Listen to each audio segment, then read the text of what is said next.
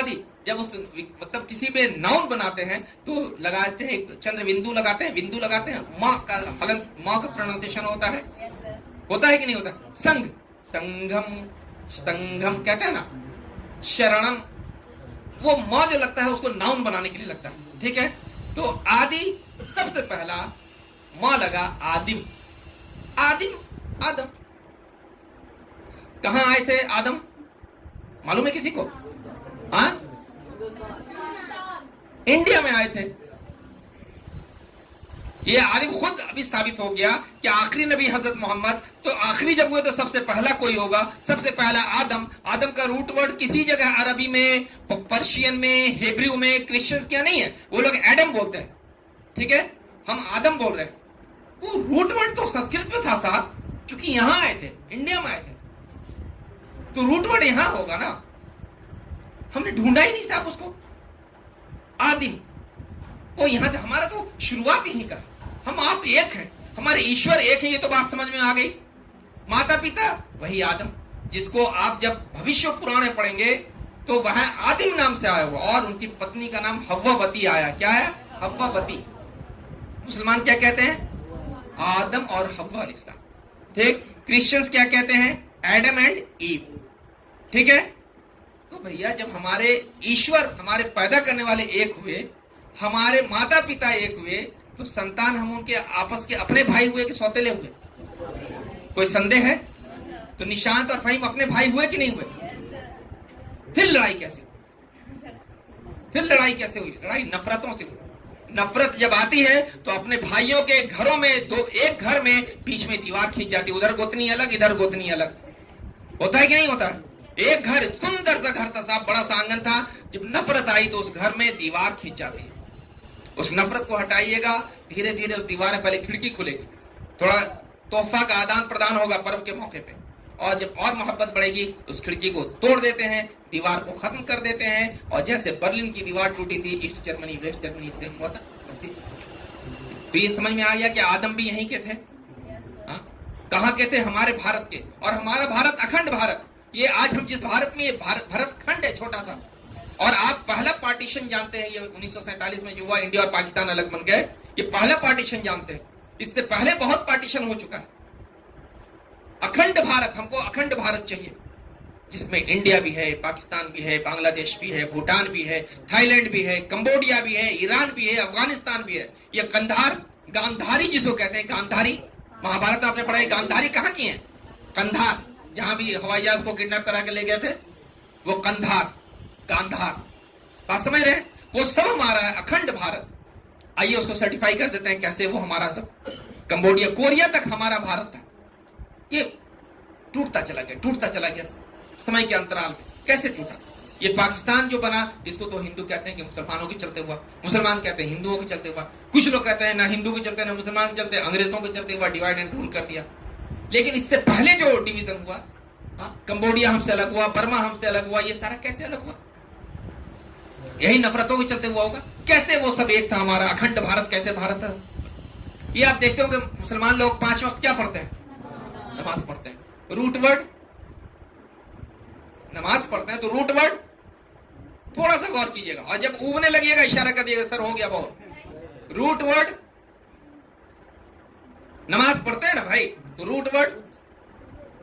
अच्छा, अज़ा होती है, अज़ा तो सब लोग सुनते होंगे। अज़ा में एक होती है अल्लाहु अकबर, अल्लाहु अकबर, अल्लाह सबसे बड़ा है, अल्लाह सबसे बड़ा है। अशहदु अल्ला इलाहा इल्लल्लाह, मैं गवाही देता हूं कि अल्लाह के सिवा कोई पूज्य नहीं है, किसी की पूजा नहीं की जा सकती। अशहदु अन्ना मुहम्मद रसूलुल्लाह, मैं गवाही देता हूं कि हजरत मोहम्मद मुस्तफा सल्लल्लाहु अलैहि वसल्लम अल्लाह के भेजे हुए संदेशता हैं, संदेशवाहक हैं, रसूल हैं। ठीक है। हय्या अला सलाह, ये लफ्ज सुनते होंगे, गौर कीजिएगा। हय्या अला सलाह, आओ नमाज की तरफ। लेकिन वो बुला रहा है हय्या अला सलाह, सलाह की तरफ। किसकी तरफ? सलाह। आप जब अरबी में बात करेंगे तो नमाज, हमारी नमाज को अरबी में सलाह कहते हैं, और रोजा नहीं कहते, सौम कहते हैं। क्या कहते हैं? सौम। ठीक है। तो वो अज़ा में बुला रहा है हय्या अला सलाह, आओ नमाज की तरफ, हय्या अला फलाह, आओ कामयाबी की तरफ। ये नमाज कहां से आया था? पूरे अरबी में चले जाइए, अरब में चले जाइए, नमाज बोलिएगा जल्दी नहीं समझेगा वो। आप जर्मनी चले जाइए, इंग्लैंड चले जाइए, अमेरिका, वहां के लोगों को बोलेंगे वो नमाज नहीं पढ़ते, बोलेंगे या we are going to offer सलाह, हम लोग सलाह ऑफर करने के लिए जा रहे हैं, ठीक है। पूरे अरब कहेंगे सलाह। नमाज कहां कहां बोला जाता है?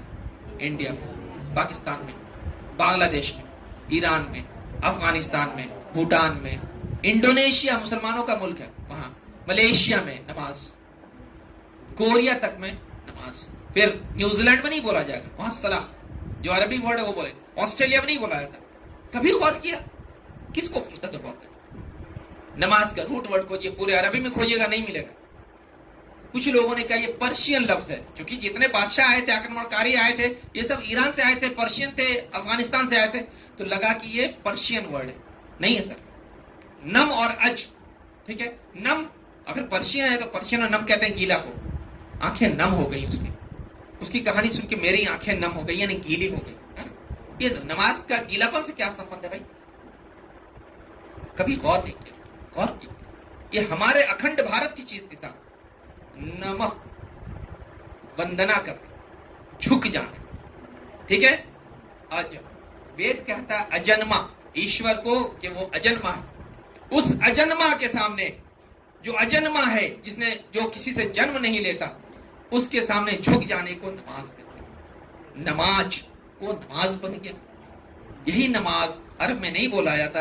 India, Pakistan, Bangladesh, Nepal, Bhutan, Cambodia, Thailand, आप इधर के जितने लोग चले जाएंगे मुल्कों में, वहां नमाज कहलाता है। चूंकि जहां तक नमाज बोला था, ये दलील है कि वो हमारा अखंड भारत था। हम भारतीय नमाज बोलते थे, हमारी भाषा में आया था। कुरान खुद कहता है कि हर देश में हमारे मार्गदर्शक पहुंचे, हमारे मैसेंजर पहुंचे, और जिस देश में पहुंचे वहां की भाषा में पहुंचे। यहाँ पे किसी को अगर पहुंचाना है भाषा, कोई बात पहुंचानी, तो मैं लैंग्वेज तो वही होगा ना भाई। आप मोबाइल खरीदते हैं तो उसमें जो आपको ये मिलता है, मैनुअल मिलता है, आप देखते हैं हिंदी में लिखा रहता है। आप अगर चाइना में जाएंगे तो चाइनीज लैंग्वेज में रहेगा, कहीं इंग्लिश में रहेगा। अरब में चले जाएं, अरब से आपको अगर कोई साथी ला के देगा तो वहां मैनुअल अरबी में लिखा रहेगा। बात सब में एक रहेगी, लेकिन लैंग्वेज अलग। वैसे ही बात तो एक ही थी, एकम ब्रह्म द्वैतीय नास्ति नेह ना नास्ति किंचन। लैंग्वेज अलग अलग कहा गया। जब अरब में वो बात आई तो ला इलाहा इल्लल्लाह हो गया। अंग्रेजी में there is no God but one God. अंग्रेजी में ये मेरी बात समझ में आई कुछ, कि कितनी समानता हमारे अंदर है। उन समानताओं को भूल के हम असमानता की तरफ चलते चले जा रहे हैं, चलते चले। अब हम समानता को ढूंढने की कोशिश करेंगे। इन समानताओं को ढूंढेंगे तो इंशाअल्लाह हमारे अंदर नजदीकी आएगी।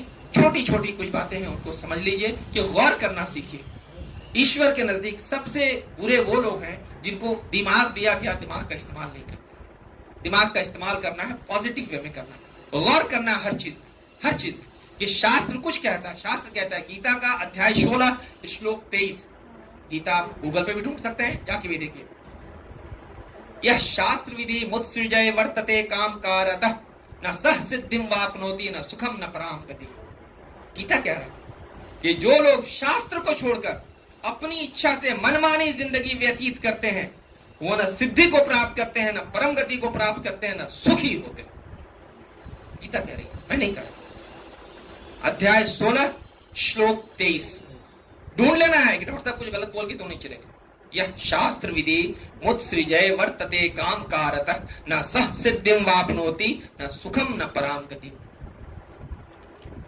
के जो लोग शास्त्र को छोड़कर अपनी इच्छा से मनमानी जिंदगी व्यतीत करते हैं, वो न सुखी होते हैं, न सिद्धि को प्राप्त करते हैं, न परम गति को। अब बताइए, आपको अपनी जिंदगी गुजारनी है तो शास्त्र देखेंगे? फिजिक्स के लिए फिजिक्स की किताब देखेंगे, केमिस्ट्री के लिए केमिस्ट्री की किताब। लेकिन जब धर्म की बात आएगी तो शास्त्र को देखेंगे कि नहीं देखेंगे? देखेंगे ना। तो शास्त्र क्या कहता है? नैनम ऊर्ध्वम न तिर्यंकम न मध्य न परिजाग्रभत न तस्य प्रतिमा अस्ति यस्य नाम महत्तश। कि उस ईश्वर को आंखें नहीं देख सकती, न आगे से, न पीछे से, न ऊपर से, न मध्य भाग से। वो ईश्वर इतना विशाल है, निराकार है, उस ईश्वर को ये आंखें नहीं देख सकती। गीता कह रहा ना तस्य प्रतिमा अस्ति, उसकी कोई प्रतिमा नहीं, उसका कोई आकार नहीं है, उसका कोई शरीर नहीं है। यस्य नाम महद्दश, उसका नाम जपना ही सबसे बड़ा यश है, उसके नाम का जप करना। तो फिर जब शास्त्र ये कह रहा है तो हमको देखना होगा, तोड़ना होगा हमारी जिंदगी उसके हिसाब से है कि नहीं है, देखना हो कि नहीं। फिर मुसलमानों को भी तो देखना होगा। मुसलमान मूल किताब कहते हैं कुरान, कुरान से कितने दूर जा चुके हैं। कुरान ने कहा था ला इलाहा इल्लल्लाह, कि एक ईश्वर के सिवा कोई पूज्य नहीं है। अपनी जरूरत किसी और के आगे नहीं फैलाई जा सकती, किसी से मदद नहीं मांगी जा सकती। ये मदद नहीं है एक गिलास पानी किसी से मांगी, इसको नहीं। गायब में कोई यहाँ पे है नहीं और उससे हम मदद मांग रहे हैं, फलाना आदमी मेरी मदद कर दो, फलाना बुजुर्ग मेरी मदद कर दो। इस्लाम ने इससे बचने को कहा था, हम कहां बच रहे हैं। हर जगह जहां कोई नजर आ गया मजार, एक चादर चढ़ाई मांगने लगे उससे। उसने कहा था सिर्फ मेरे सामने ये सर झुकेगा, सर को हर जगह झुका दिया, यहां झुका दिया, वहां झुका दिया, फलाने बाबा, कुछ नहीं समझ में आया तो अजायब बाबा, गजायब बाबा, जितने बाबा थे बना लिए, अपनी जरूरतों को उसके सामने रख लिया। ये क्या है? शिर्क है। मालिक के सामने मालिक के बराबर किसी और को मान लेना। हमारी आवश्यकताओं को सिर्फ पूरा कौन कर सकता है? एक ईश्वर। कौन कर सकता है? सिर्फ एक ईश्वर, जो निराकार है, जो अजन्मा है, सिर्फ वही कर सकता है। और हमने किसको फलाने बाबा उसके सामने अपनी जरूरत को रख दिया। मालिक कहता है हम सब कुछ माफ कर देंगे, शिर्क नहीं माफ करेंगे। ये कॉमन बात है सर। हम सब कितने गंदे हैं, इसको सिर्फ इमेजिन कीजिए कि हम ढक छुप के चले आए हैं बेहतरीन कपड़ा पहन के, लेकिन हमारे शरीर के अंदर कितनी गंदगी है। हमारे आंखों के अंदर किच्ची है, कान के अंदर गंदगी होगी, नाक के अंदर गंदगी होगी, पेट में गंदगी भरी पड़ी होगी, ठीक है। ऊपर से फिटफाट होके चले आए, हम इतने गंदे, हमारा निर्माण हुआ है गंदगी से, ठीक है। इतने गंदगियों के बावजूद ये समझ लीजिए कि एक पति है, उसकी पत्नी बहुत सुंदर, बहुत सुशील है, बहुत सुंदर, बहुत सुशील, बहुत सेवा करती है अपने पति की। और जब पति थका हुआ आता है, उसको खाना तैयार कराती है, नहाने धोने, मुंह हाथ धोने का सामान देती है, खाना तैयार करा के खाना परोसती है, खाना खिलाती है, बिस्तर पे जाता है, पैर हाथ दाबती है, सब कुछ करके। और उसके बाद अगर वो कहती है कि आप आराम कीजिए, हम आज आपके दोस्त के साथ जा रहे हैं, क्या वो पति बर्दाश्त करेगा? नहीं बर्दाश्त करेगा ना। और थोड़ी बदमाश हो पत्नी, कर्कश बोली वाली हो, सेवा भी ज्यादा नहीं करती हो, लेकिन पति अगर शरीफ पति रहता तो झेल लेता। झेलता है कि नहीं झेलता जीवन में? अगर सिर्फ वफादार हो, झेल लेता है। और बहुत सुंदर थी, सुशील थी, सभी गुण उसमें थे, लेकिन सिर्फ एक चीज थी, वफादारी की कमी, तो नहीं झेलता। मर्डर तक कर देता है या फिर अपने बच्चों के साथ सुसाइड भी कर देता। आज 3 दिन पहले किया ना, पेपर में देखा होगा, 5 साल के बच्चे, 3 साल के बच्चे, 2 साल के बच्चे के साथ सुसाइड कर लिया। ये गंदगी से भरा हुआ इंसान ये नहीं चाहता कि मेरा कोई शेयर करने वाला हो। वो ईश्वर जो सारे अवगुणों से पवित्र है, सिर्फ गुण है उसके अंदर, वो अजन्मा निराकारी, वो कैसे बर्दाश्त करेगा कि मेरा दिया हुआ खाता है, मेरा दिया हुआ पीता है, मेरा दिया हुआ ऑक्सीजन लेता है, और ये सर झुकाता है किसी और के सामने? ये बर्दाश्त कर सकता है क्या? नहीं करेगा। सर झुके तो सिर्फ एक ईश्वर के आगे, जो अजन्मा है, निराकारी है, हमेशा। न ममार न जिरियती, वेद कहता है न ममार न जिरियती, वो न मरता है न बूढ़ा होता है। स एश एक एक हृदय एव, वो सिर्फ एक है, उसके अलावा कोई और नहीं। ये एक इत्तमुष्टो ही, वो एक है, इसलिए सिर्फ उस एक के आगे सर को झुकाओ। मां चिदंयत विशांस, उसके अलावा किसी और की उपासना न करो, ये वेद कह रहा है। हमने टेक्स्ट को छोड़ दिया और दूसरी किताबों को पढ़ के हमने मूल के साथ बेवफाई की है, अपने ईश्वर के साथ बेवफाई की। उस ईश्वर ने कहा था सर झुकेगा तो झुकेगा। बात समझ में आई? तो हम सब मूल ग्रंथ की तरफ जाने वाले बनेंगे, गलत फहमियों को दूर करने वाले बनेंगे, है ना। गलत फहमियां जो नफरत पैदा करेंगी, जो दूरियों को बढ़ाएंगी, उन सबको दूर करने वाले बनेंगे। जब गलत फहमियां दूर हो जाएंगी धीरे धीरे, तो प्यार मोहब्बत का माहौल आएगा, प्यार मोहब्बत का माहौल आएगा, शांति आएगी, तो खुद हमारा देश तरक्की करेगा, फिर से विश्व गुरु बनेगा, फिर से अखंड भारत बनेगा, और दूर दूर तक हमारी बाउंड्री फैलेगी। हम चैन सुकून के साथ रहेंगे और बहुत गर्व के साथ कह सकेंगे कि हम भारतीय हैं। और हम बोलिए, जोर से बोलिए साहब, हिंदुस्तान में रहने वाले हैं, हिंदू हैं, फिर इनको भी एकम ब्रह्म कहने में कोई परेशानी आप लोग हो रही है? एकम ब्रह्म, जोर से बोलिए, शर्मा के नहीं। एकम ब्रह्म द्वितीय नास्ति ने ना नास्ति किंचन ला इलाहा इल्लल्लाह मुहम्मदुर रसूलुल्लाह। कोई परेशानी नहीं ना? तो हम सब सनातन धर्मी हुए, हम सब उस ज़ालिका दीनुल क़य्यिम, जो क़य्यिम दीन है, उसके मानने वाले हुए। अब इस चाहे वो सो कॉल्ड सनातन धर्म है, चाहे सो कॉल्ड इस्लाम है, इसमें जो गलत फहमियां आ गई हैं, भ्रांतियां आ गई हैं, बिगाड़ आ गए, उन बिगाड़ों को तो छोड़ना होगा। मूल रूप से उस कुरान की तरफ जाना होगा ना, मूल रूप से। तो जो मुसलमान है, मैं उनको दावत देता हूं कि आप कुरान से जुड़िए, आप कुरान को पढ़िए, और आपकी जिंदगी में जो चीज कुरान से हटी हुई नजर आए उसको छोड़ने वाले बनिए। जानिए, कुरान कहता है फस्अलू अहल ज़िक्र इन कुंतुम ला तअलमून, कि आप जानने वालों से पूछिए अगर आप नहीं जानते हैं। आपके सामने उलमा बैठे हुए हैं, आप उलमा से मिलिए, एक एक चीज जहां कंफ्यूजन लगे पूछिए, और पूछ के कुरान की तरफ पलटिए, ठीक है। और अपने सनातन धर्मी भाई बहनों से कहेंगे कि आप भी अपने मूल ग्रंथ की तरफ जाए, किससे कहानियों में अपनी उम्र को जाया नहीं कीजिए, बर्बाद नहीं कीजिए, अपने मूल ग्रंथ की तरफ जाइए। मूल ग्रंथ आप खोजेंगे, अभी भी आपको बेगूसराय में गीता प्रेस वाले में मिल जाएगा। 2 भाष्य होता है, पंडित श्री राम शर्मा आचार्य का भाष्य एक होगा, एक दयानंद सरस्वती का भाष्य होगा। आप दोनों ले सकती हैं, बहुत महंगा नहीं है, उसको पढ़ें, उसका अनुवाद है। मूल ग्रंथ की तरफ आए, तब आपको पता चलेगा कि जो श्लोक कहता है कि अंधंतम प्रविशन्ति ये संभूति उपास्ते ततो भूयैवते तमो यौ संभूत्या रता, ये क्या कह रहा है? वेद कह रहा है, कहीं कुरान से नहीं ला रहे, कोई मुसलमान नहीं कह रहा। ये क्या कह रहा है? इसकी मीनिंग क्या, आपको खुद ढूंढना। और ये होमवर्क रहा आज आपके लिए, इस श्लोक का, इस मंत्र का मीनिंग आपको ढूंढ के बताना है कि अंधंतम प्रविशन्ति ये संभूति उपास्ते ततो भूयैवते तमो यौ संभूत्या रता। इसकी मीनिंग आप लोगों को ढूंढना है। अगर मालिक ने चाहा, ईश्वर ने चाहा, फिर हमारी आपकी मुलाकात हुई, तो मैं आपसे ये मीनिंग पूछ लूंगा इसका, ठीक है।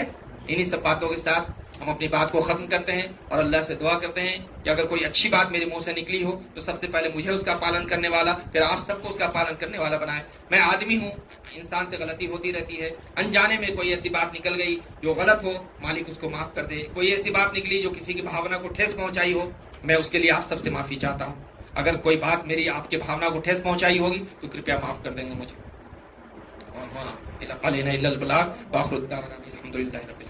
कोई सवाल हो तो पूछ सकते हैं।